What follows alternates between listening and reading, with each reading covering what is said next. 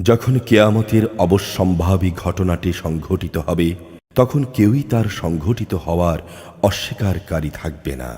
এই ঘটনাটি হবে কারো মর্যাদা ভুলণ্ঠিতকারী আর কারো মর্যাদা সমুন্নতকারী। পৃথিবী যখন প্রবল কম্পনে কম্পিত হবে, পর্বতমালা সম্পূর্ণরূপে চূর্ণ বিচূর্ণ করে দেয়া হবে, অতঃপর তা বিক্ষিপ্ত ধুলোবালিতে পরিণত হয়ে যাবে। আর তোমরা মানুষরা তখন 3 ভাগ হয়ে যাবে। প্রথমত হবে ডান দিকের দল, তোমরা কি জানো এ ডান দিকের লোক কারা? দ্বিতীয়ত হবে বাম দিকের দল, কারা এ বাম দিকের লোক তা কি তোমরা জানো? তৃতীয়ত হবে অগ্রবর্তী ঈমান আনয়নকারী দল, এরা হবে অগ্রগামী দল। এরা হচ্ছে আল্লাহ তাআলার একান্ত ঘনিষ্ঠ বান্দা।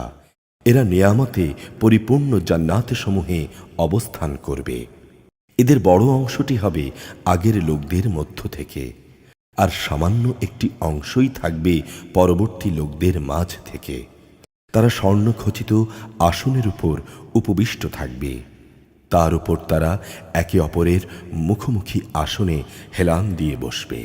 তাদের চারপাশে তাদের সেবার জন্যে চির কিশোরদের একটি দল ঘুরতে থাকবে। পানপাত্র ও প্রবাহমান সুরা ভর্তি পেয়ালা নিয়ে এরা প্রস্তুত থাকবে। সেই সুরা পান করার কারণে তাদের কোনো শিরপীড়া হবে না, না তারা কোনো রকম নেশাগ্রস্ত হবে। সেখানে থাকবে তাদের নিজ নিজ পছন্দ মতো ফলমূল, থাকবে তাদের মনের চাহিদা মোতাবেক রকমারি পাখির গোশত। তাদের জন্য মজুদ থাকবে সুন্দরী সুনয়না সাথীরা, তারা যেন সযত্নে ঢেকে রাখা এক একটি মুক্তা। এগুলো হচ্ছে তাদের সে কাজের পুরস্কার যা তারা দুনিয়ায় করে এসেছে। সেখানে তারা কোনো অর্থহীন কথাবার্তা শুনতে পাবে না, না শুনতে পাবে কোনো পাপের কথা, বরং বলা হবে শুধু শান্তি, নিরবচ্ছিন্ন শান্তি। এরপর থাকবে ডান পাশের লোক। আর কারা এ ডান পাশের লোক তা কি তুমি জানো? তারা অবস্থান করবে এমন এক উদ্যানে যেখানে থাকবে কাঁটাবিহীন বড়ই গাছ, থাকবে কাঁদি কাঁদি কলা, ছায়া দূর দূরান্ত পর্যন্ত সম্প্রসারিত থাকবে। আরও থাকবে প্রবাহমান ঝর্ণাধারার পানি, পর্যাপ্ত পরিমাণ ফলমূল, যার সরবরাহ কখনো শেষ হবে না এবং যার ব্যবহার কখনো নিষিদ্ধ করা হবে না। থাকবে উঁচু উঁচু বিছানা। আমি তাদের সাথী হুরদের বানিয়েছি ঠিক বানানোর মতো করেই। তাদের একটি বড় বৈশিষ্ট্য, আমি তাদের চিরকুমারী করে রেখেছি। তারা হবে সমবয়সী প্রেম সোহাগিনী। এসব হচ্ছে প্রথম দলের ডান পাশের লোকদের জন্যে। এই ডান পাশের লোকদের এক বিরাট অংশই হবে কিন্তু আগের লোকদের মাঝ থেকে। আবার অনেকে হবে পরবর্তী লোকদের মাঝ থেকেও। অতঃপর থাকবে বাম পাশের লোক। তুমি কি জানো এ বাম পাশের লোক কারা? তাদের অবস্থান হবে জাহান্নামের উত্তপ্ত বাতাস ও ফুটন্ত পানিতে এবং ঘন কালো রঙের ধোঁয়ার ছায়ায়। সে ছায়া যেমন শীতল নয়, তেমনি তা কোনো রকম আরামদায়ক নয়। নিঃসন্দেহে এরা সেসব লোক যারা এর আগে দুনিয়ায় অত্যন্ত সুখ সম্পদে কাটাত। এরা বারবার বড় বড় পাপ কাজে লিপ্ত হয়ে পড়ত। এরা বলতো, আমরা যখন মরে যাব, আমরা যখন মাটি ও হাড়ে পরিণত হয়ে যাব, তখনও কি আমাদের পুনরায় জীবিত করা হবে? আমাদের বাপ দাদা এবং পূর্বপুরুষদেরও কি জীবিত করা হবে?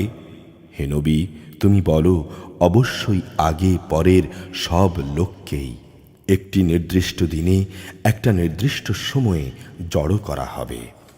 অতঃপর কাফেরদের বলা হবে, ও হে পথভ্রষ্ট ও এ দিনের আগমনকে মিথ্যা প্রতিপন্নকারী ব্যক্তিরা, আজ তোমরা অবশ্যই ভক্ষণ করবে জাক্কুম নামক একটি গাছের অংশ। তা দিয়েই তোমরা আজ তোমাদের পেট ভরবে। তার উপর তোমরা পান করবে জাহান্নামের ফুটন্ত পানি। তাও আবার পান করতে থাকবে মরুভূমির তৃষ্ণার্ত উটের মতো করে। এই হবে সেদিন তাদের যথার্থ মেহমানদারি। আমি যে তোমাদের সবাইকে পয়দা করেছি, এই কথাটা তোমরা কি স্বীকার করো না? তোমরা যে সন্তান উৎপাদনের জন্যে এক বিন্দু বীর্যপাত করে আসো, সে সম্পর্কে কখনো কি ভেবে দেখেছ? বলতো, তাকে কি তোমরা পূর্ণাঙ্গ মানুষ বানিয়ে দাও, না আমি তার স্রষ্টা? তোমাদের মাঝে সবার মৃত্যু আমি নির্ধারণ করি, এবং আমি এই ব্যাপারে মোটেই অক্ষম নই যে তোমাদের মতোই আরেক দল মানুষ দিয়ে তোমাদের বদল করে দেব, এবং তোমাদেরই আবার এমনভাবে তৈরি করব যে তোমরা কিছুই জানতে পারবে না। তোমরা যখন তোমাদের প্রথম সৃষ্টির ঘটনাটা জানতে পেরেছ, তখন দ্বিতীয় সৃষ্টির ঘটনাকে কেন স্মরণ করছো না? তোমরা জমিনে যে বীজ বপন করে আসো, সে সম্পর্কে কি কখনো চিন্তা করেছ? তা থেকে ফসলের উৎপাদন কি তোমরা ঘটাও, না আমি তার উৎপাদক? অথচ আমি যদি চাই, অঙ্কুরিত সব বীজ খড় কুটায় পরিণত করে দিতে পারি, আর তা দেখে তোমরা হতভম্ব হয়ে পড়বে। তোমরা তখন বলবে, হায়, আজ তো আমাদের সর্বনাশ হয়ে গেল, আমরা তো ফসল থেকে বঞ্চিতই থেকে গেলাম। কখনো কি তোমরা সেই পানি সম্বন্ধে চিন্তা করে দেখেছ যা তোমরা পান করো? আকাশের মেঘমালা থেকে এ পানি কি তোমরা নিজেরা বর্ষণ করো, না আমি এর বর্ষণকারী? অথচ আমি চাইলে এ সুপেয় পানি লবণাক্ত করে দিতে পারি। কত ভালো হতো তোমরা যদি আমার কৃতজ্ঞতা আদায় করতে। আগুন যা প্রতিদিন তোমরা প্রজ্বলিত করো, তা সম্পর্কে কি কখনো ভেবে দেখেছ? তার জ্বালানোর গাছটি কি তোমরা সৃষ্টি করেছ, না আমি এর স্রষ্টা? মূলত আমি একে সভ্যতার নিদর্শন করে রেখেছি, এবং একে ভ্রমণকারীদের জন্যে প্রয়োজন পূরণের সামান বানিয়ে দিয়েছি। অতঃপর হে নবী, তুমি তোমার মহান মালিকের নামের মাহাত্ম্য ঘোষণা করো। আমি শপথ করছি তারকাগুলোর অস্তাচলের, সত্যি তা হচ্ছে এক মহা শপথ, যদি তোমরা কথাটা জানতে। অবশ্যই কোরআন এক মর্যাদাবান গ্রন্থ। এটি লিপিবদ্ধ রয়েছে একটি সযত্নে রক্ষিত গ্রন্থে। যাদের পূত পবিত্র বানানো হয়েছে, তারা ব্যতিরেকে তা কেউই স্পর্শ করে না। তা নাজিল করা হয়েছে সৃষ্টিকুলের রব আল্লাহ তাআলার কাছ থেকে। তোমরা কি এই গ্রন্থের বাণীকে সাধারণ কথা মনে করো? এবং এভাবে মিথ্যা প্রতিপন্ন করাটাকে কি তোমরা তোমাদের জীবিকা বানিয়ে নেবে? যখন কোনো মানুষের প্রাণ তার কণ্ঠনালীতে এসে পৌঁছে যায়, তখন তোমরা সেখানে অসহায়ের মতো তাকিয়ে থাকো। এ সময় তো বরং তোমাদের চাইতে আমি সেই মুমূর্ষ ব্যক্তির বেশি কাছে থাকি, কিন্তু তোমরা এর কিছুই দেখতে পাও না। যদি তোমরা কারো অধীন ও অক্ষম নাই হও, তোমরা যদি তোমাদের ক্ষমতার দাবিতে সত্যবাদী হও, তাহলে কেন সে বেরিয়ে যাওয়া প্রাণকে পুনরায় তার দেহে ফিরিয়ে আনো না?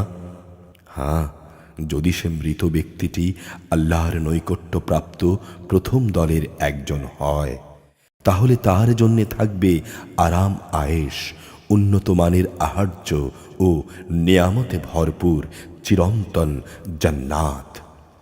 আর যদি সে হয় ডান পাশের দ্বিতীয় দলের কেউ, তাহলে তাকে এই বলে অভিনন্দন জানানো হবে যে তোমার জন্য রয়েছে আল্লাহর পক্ষ থেকে শান্তি আর শান্তি, কারণ তুমি ছিলে ডান পাশেরই একজন।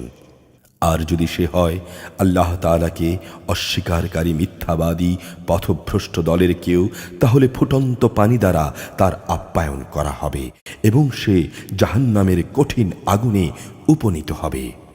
নিশ্চয়ই এ হচ্ছে একটি অমোঘ সত্য ঘটনা।